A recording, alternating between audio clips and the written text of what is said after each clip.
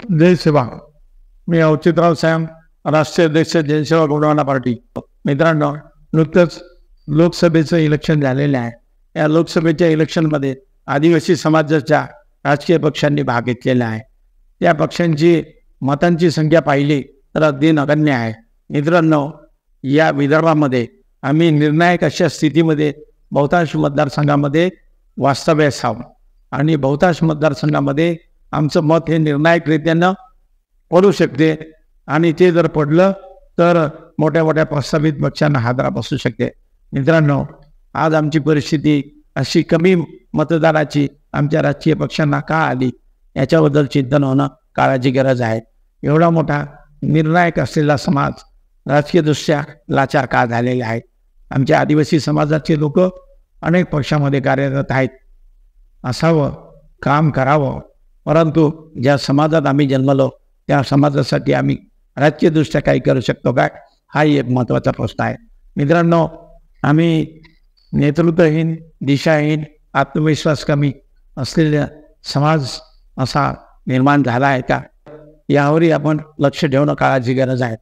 आमच्या समाजाला सक्षम असं नेतृत्व मिळालं नाही का, तर त्याचं उत्तर होयच आहे, मिळालेलं आहे.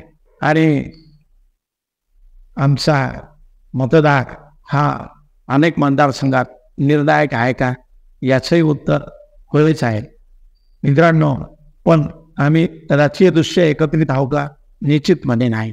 कारण अनेक पक्षामध्ये आम्ही विखरला गेलेलो असल्यामुळे राजकीयदृष्ट्या आम्ही एकत्र नाही. आज आमच्या पक्षाचं कार्यकर्त्यांचं जाळं निर्माण झालेलं आहे का, कार्यकर्ते एकमेकांना जोडल्या गेलेले आहे का, संपूर्ण क्षेत्रामध्ये आमचे कार्यकर्ते काम करतात का, तर निश्चितपणे नाही, हेच उत्तर आहे. मित्रहो, आमच्या समाजाला राजकीय मार्गदर्शनाची गरज आहे आणि ते राजकीय मार्गदर्शन ज्या मान्यवरांच्या वतीनं व्हायला पाहिजे.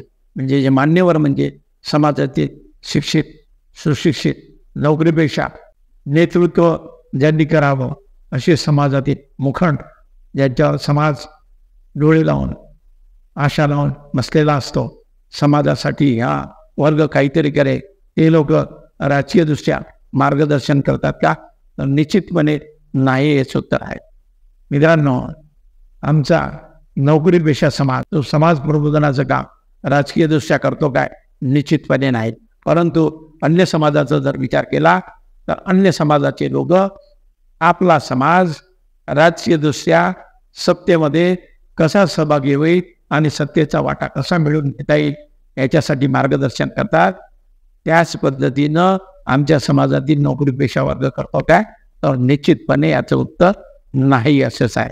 आपल्या बदल्या आणि प्रमोशनसाठी आमचा आदिवासी समाजातील नोकरीपेक्षा वर्ग सध्याच्या स्थितीत असलेल्या प्रस्तावित राजकीय पक्षाला धरून आणि चिटकून राहतो.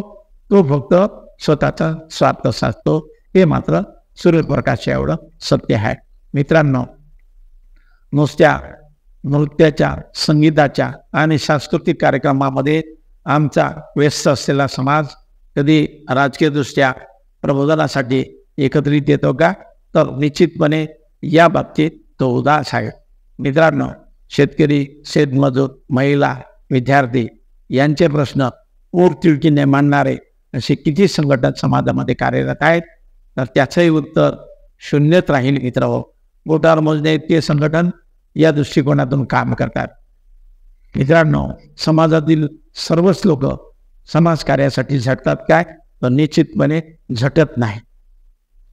सध्याचा जो युवक वर्ग आहे तो बेरोजगारीने त्रस्त आहे, महागाईनं समाज त्रस्त आहे. आमचा समाज जंगलदऱ्या खोड्यात राहतो, तो मात्र विस्थापनाच्या दृष्टीनं अगदी त्रस्त झालेला आहे. त्याचं घराचं छत्र हरवलेलं आहे, त्याचं वास्तव्य धोक्यात आलेलं आहे. त्याला राहायला घर नाही, खायला अन्न नाही, अंगावर घर कपडे नाहीत, आरोग्याच्या व्यवस्था नाही आहे, ट्रान्सपोर्टची व्यवस्था नाही, वैद्यकीय व्यवस्था नाही. जीवनाच्या ज्या गरजा असतात त्या पूर्ण करणाऱ्या कुठल्याही सुखसोयी त्याच्यापर्यंत स्वातंत्र्य मिळालं तेव्हापासूनही पोचत नाहीत.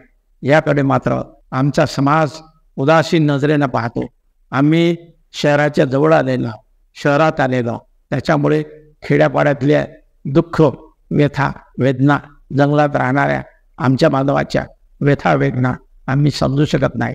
आमचं नैतिक कर्तव्य आहे मित्र हो, की आमचा विकास तेव्हाच होईल जेव्हा आम्ही सत्तेमध्ये येऊ. सत्तेमधला वाटा तुम्ही जेथपर्यंत मिळवणार. काही मान्यवर असे म्हणतात की आदिवासी समाजाने फक्त ग्रामपंचायत आणि पंचायत समितीपर्यंतच मदत मारावी. ग्रामपंचायत सदस्य हेच तुमचं शेवटचं टोक आहे. मित्रांनो, या सगळ्यांना सांगावंसं वाटते की या बहुतांश मतदारसंघामध्ये आम्ही निर्णायक स्थितीमध्ये आहोत. आमचा मतदार खऱ्या अर्थानं जर जागृत झाला तर तुम्हा सगळ्या प्रस्थापितांना आपली जागा दाखवू शकतात. परंतु आम्ही अजून उदासीन आहोत. आम्हाला आमचं काम करणं काळाची गरज आहे. मित्र हो, यश अपयश येतच राहणार आहे.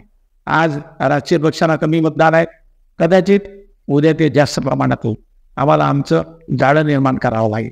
आम्हाला आमचे पक्षीय संघटनात्मक जे धोरण आहे त्याच्यामध्ये मतभेद, मनभेद, मनमुटाव या सगळ्या गोष्टींना थारा द्यावं लागणार नाही. यांना बाजूला ठेवावं लागणार आहे. आम्ही मुखर, आम्ही नेते, आम्ही कार्यकर्ते, आम्ही पदाधिकारी, आम्ही सोशल वर्कर, आम्ही हितचिंतक, आम्ही शुभचिंतक जर समाजाचा योग्य विकास व्हावा, योग्य दृष्टीने समाज पुढे जावा, तो धार्मिक दृष्ट्या असो, सामाजिक दृष्ट्या असो, शैक्षणिक दृष्ट्या असो आणि महत्त्वाचं म्हणजे राजकीय दृष्ट्या असो, याच्यासाठी आम्हाला एकत्रित येणं काळाची गरज आहे. 5 वर्षापर्यंत आमच्या समाजातील नेते मंडळी समाज एकत्रीकरणाच्या गोष्टी करतात, राजकीय दृष्ट्या एकत्रित या म्हणून सांगतात, सत्तेत सहभागी व्हा म्हणून सांगतात. परंतु जेव्हा इलेक्शन जाहीर होतं, निवडणूक लागते, त्यावेळेस आमच्या समाजातील नेते मंडळी प्रस्थापित पक्षांना सशर्त पाठिंबा देतात आणि संपूर्ण गठ्ठा मतं आपल्या समाजाची दुसऱ्या समाजाकडे, दुसऱ्या पक्षाकडे वळवतात आणि आपला उल्लू सीधा करून घेतात. मित्रांनो, अशा सगळ्या मुखंडापासून, अशा सगळ्या नेत्यांपासून आपण सावध राहिलं पाहिजे. कारण हे सगळे मंडळी वर्षभर नव्हे तर गेली 5 वर्ष आपल्याला सतत सांगत असतात की आम्ही एकत्रित जर नाही आलो तर आमचा विकास होणार नाही आणि निवडणुकीच्या वेळेस पाठिंबा देऊन आपला स्वतःचा विकास साध्य करून घेतात आणि समाजाला दुसऱ्या पक्षाच्या दावणीला बांधतात आणि समाज मात्र वर्षानुवर्ष या अन्याय अत्याचाराच्या गर्तेत खिसफत पडलेला असतो. मित्र हो, याच्याकडे कोणीही लक्ष देत नाही. आणि ज्या प्रस्थापित पक्षाने तुम्ही मतदान दिलेले आहे ते पक्ष पुढील 5 वर्ष आपल्याकडे डंगून सुद्धा पाहत नाही. आपल्या ज्या काही योजना असतात त्या योजनाचा फंड हा दुसरीकडे त्यांच्या विकासासाठी वापरला जातो, परंतु आपल्या क्षेत्रात येणारा, आपल्या क्षेत्राच्या विकासासाठी येणारा जो फंड आहे तो कोणत्याही परिस्थितीत ही लोक गायब करतात. मित्रांनो, तुमचा विकास तुम्हाला साधायचा आहे, तुम्हाला तुमचे मतभेद विसरायचे, तुम्हाला तुमचं मन मोकळं करायचं आहे, तुम्हाला एकमेकाच्या डायसवर जाण्याची गरज आहे, एकमेकांना बोलावण्याची गरज आहे. जर तुम्ही मतभेद, मनभेद विसरले नाही तर उद्या हा समाज गुलाम झाल्याशिवाय राहणार नाही. आणि आज जी परिस्थिती आहे त्याहीपेक्षा भयानक परिस्थिती आपल्या समाजाच्या वाट्याला आल्याशिवाय राहणार नाही. अन्य समाज राजकीयदृष्ट्या एकत्रित येत आहेत आणि त्यांचा जो फायदा आहे, त्यांचा जो विकास आहे तो प्रस्थापित पक्षाच्या कडून हिस्सा घेऊन आपल्या समाजाला येत आहे. ही परिस्थिती आज आमच्या समाजामध्ये विखुरली असल्याच्यानं निर्माण होत नाही. म्हणून या क्षेत्रातल्या सगळ्या समाज नेत्यांना, आदिवासी नेत्यांना, आदिवासी पुढाऱ्यांना, आदिवासी मंत्र्यांना, आदिवासी आमदारांना, आदिवासी सुशिक्षित नोकरीपेशा वरिष्ठ अधिकाऱ्यांना, शुभचिंतकांना, हितचिंतकांना, विद्यार्थींना, महिलांना, शेतकरी शेतमजुरांना माझी नम्र विनंती आहे की मित्रांनो, आपसी मतभेद विसरा आणि समाज सक्षम कसा होईल, समाज विकासापासून जो दूर गेलेला आहे त्याचा विकास कसा होईल, आम्हाला आमच्या समाजाला मार्गदर्शन कसं करता येईल.